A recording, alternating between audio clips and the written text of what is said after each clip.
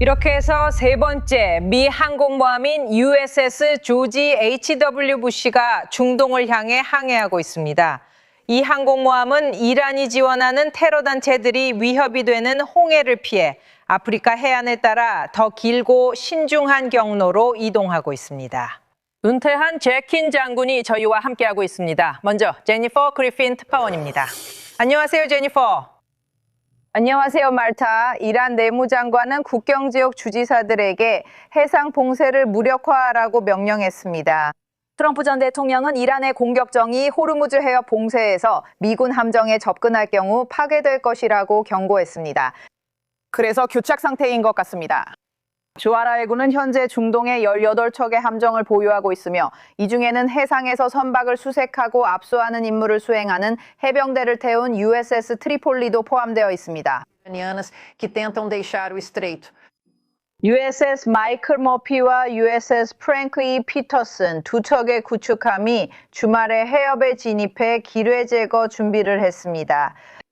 어제 버지니아주 노퍽에서 3월 31일 출항한 항공모함 USS 조지 H.W. 부시 타격단이 후티 반군이 홍해에서 위협을 가하고 이란을 지원하기 위해 바벨만데브 해협을 봉쇄하겠다고 한 이후 아프리카 최남단을 우회했습니다.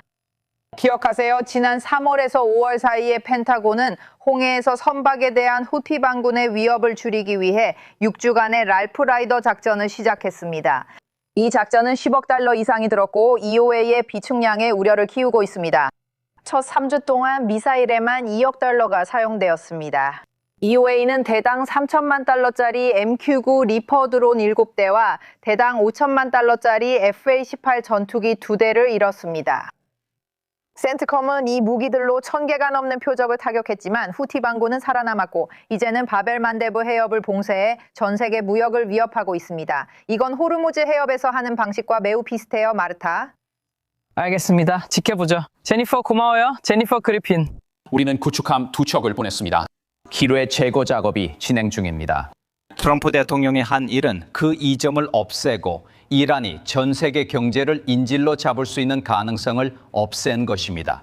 그리고 이제 이 조치로 인해 그 가능성은 사라졌습니다. 휴전이 일주일 더 연장되면서 우리는 하루하루 상황을 지켜볼 것입니다. 이제 우리는 해협을 수색하여 기뢰가 실제로 있는지 확인할 것입니다. 이란인들이 뭐라고 했는지 기억하세요? 맞죠? 그 지역은 위험하고 기뢰가 있으며 국제 운송업체들에게도 경고했습니다. 조심하세요. 하지만 미국은 아무것도 발견하지 못했고 이란의 보고가 사실인지도 알 수 없습니다. 한편 이곳이 페르시아만에 들어가고 나오는 국제 항로입니다. 여기가 오만이고 저기가 아랍에미리트입니다. 여기가 이란입니다. 이란인들은 여러분이 이쪽 그들의 해안 가까이 섬들 사이로 들어오고 나가길 원합니다. 그래야 그들이 돈을 좀 벌 수 있기 때문입니다. 그들은 이런 운송업체들로부터 요금을 받아서 이익을 얻으려는 겁니다. 이제 미국 해군이 그들을 압박하려 하고 있습니다. 이란인들은 어떻게 할까요? 이것이 지금 가능한 시나리오입니다. 오늘날 해상에 존재하는 기뢰의 종류들입니다. 부유 기뢰와 해저에 닻을 내린 기뢰가 있습니다. 페르시아만처럼 얕은 바다에서는 이런 기뢰들이 매우 효과적인 도구가 될 수 있습니다. 또한 선박의 측면에 부착되는 흡착 기뢰도 있습니다. 폭발할 경우 매우 치명적일 수 있습니다. 그리고 여기 바다 밑바닥에도 기뢰가 있습니다. 여러분께 보여드릴 이 애니메이션도 준비되어 있습니다. 이것들은 센서 장치입니다.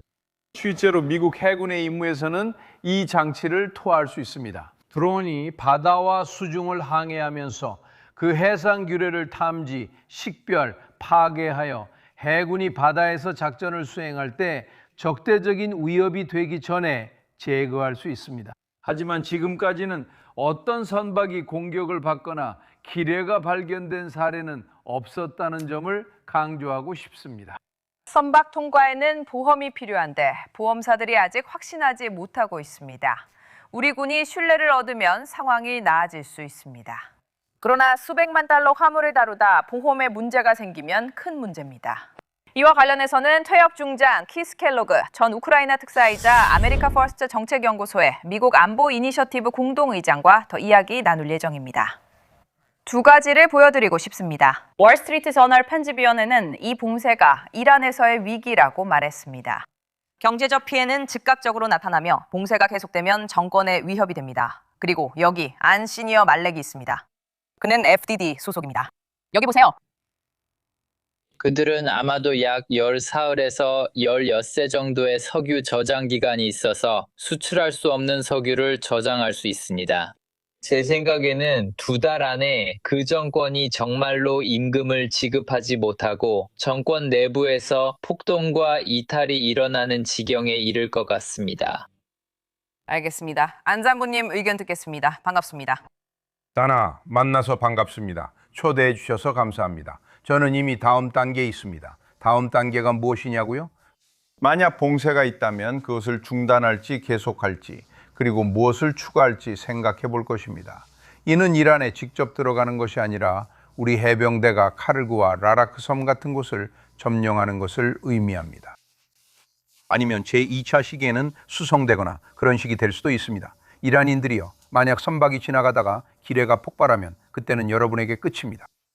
이제 그만하십시오. 우리는 여러분에게 질렸습니다. 제 걱정은 우리가 여전히 독재적, 신정적 정부와 협상 중이라는 점입니다. 외무장관 아라시 같은 사람들을 보면 그들은 급진적인 혁명 수비대원들입니다. 지휘를 맡은 가장 젊은 팀입니다. 그들은 그 자리에 있습니다. 그들은 여전히 40년 넘게 미국을 증오하도록 세뇌되어 왔습니다. 이 점은 변하지 않았습니다. 우리는 새로운 체제 조정에 직면할 수 있지만 체제 변화는 없을 것입니다. 우리는 이것을 고려해야 합니다. 그리고 그 일부는 이렇게 말하는 것입니다. 우리는 당신들에게 지쳤습니다. 이제 그만입니다. 앞으로 30년, 40년 동안 중동의 역학을 바꿔야 합니다. 지금 기뢰 제거함이 오면 바로 걸프만을 소외할 수 있습니다. 일본에 내척이 있습니다. 여기로 가져오세요. LCS와 구축함들도요. 보셨듯이 하지만 어떤 게 될까요? 비리 멋진 애니메이션으로 보여줬죠. 하지만 아시다시피 항상 그런 일이 일어날 가능성은 있습니다. 육군에서는 지뢰밭을 설치할 때 반드시 기록해야 합니다. 해군에서는 그곳에 뭐가 있는지 모릅니다. 그들은 지뢰 위치를 알 만큼 귀에 있지 않습니다. 저희도 모르고 만약 무작위로 지뢰가 있다면 그런 일도 일어날 수 있습니다. 좋아요. 그러면 마리아 바르티로모가 대통령과 만났습니다. 그중 일부를 보여드리고 누가 지휘하고 있는지에 대해 구체적으로 질문을 드리고 싶습니다. 먼저 영상을 보시죠. 새로운 체제죠. 맞습니까? 그리고 저희는 솔직히 말씀드리자면 꽤 합리적이라고 생각합니다. 비교해보면 꽤 합리적이죠. 저는 모두와 대화하지만 잔이 매우 유능하니 좋은 합의가 있을 것 같습니다. 저는 나라와 세계를 위해 훌륭한 일을 하고 있습니다. 월스트리트 저널은 이란 정권이 더 악화됐다고 보도합니다. 미국과 이스라엘의 공격은 급진주의자들과 종말론적 종파들을 부추겨서 지속적인 평화를 위협하고 있습니다. 주말에 이슬라마바드에서 나온 보도에 따르면 실제로 이란 회담에 참석한 사람들은 어떤 결정을 내리거나 합의에 서명할 권한이 없었다고 합니다. 우리는 이란을 누가 통제하고 있으며 우리에게 yes나 no를 말할 권한이 누구에게 있는지 확신하고 있습니까? 빌, 고마워. 난 그건 아닌 것 같아. 그리고 지금 흥미로운 역학을 하나 발견했어. 불과 지난 이틀 동안 페사치안 대통령이 실제로 몇 가지 발언을 하기 시작한 걸 볼 수 있었어. 과거에는 이란 대통령이 마치 아무것도 아닌 존재였어. 그는 아무것도 하지 않았지. 우리는 혁명 수비대의 강경 노선을 따랐어. 하지만 그들은 그들의 외무장관인 아락시를 보냈지. 그는 강경파야. 협상에 관한 책을 쓸 때 트럼프 대통령에게 모든 공을 돌렸지. 그는 아무도 하지 못했던 일을 했고 수세기 동안 중동의 역학을 바꿔 놓았어. 나는 단지 그 일이 완수되는 걸 보고 싶을 뿐이야. 끝났어. 그냥 그들을 거기서 빼내면 돼. 그건 조정이 아니라 체제 변화야. 하지만 이미 그 조짐이 보이기 시작하지.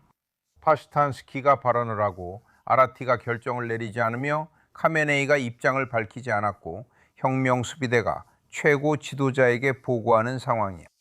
두 가지 방향이 있고 군사력을 가진 조직들이 곳곳에 있어. 군대가 있고 그 외에도 혁명 수비대와 바시지가 있어.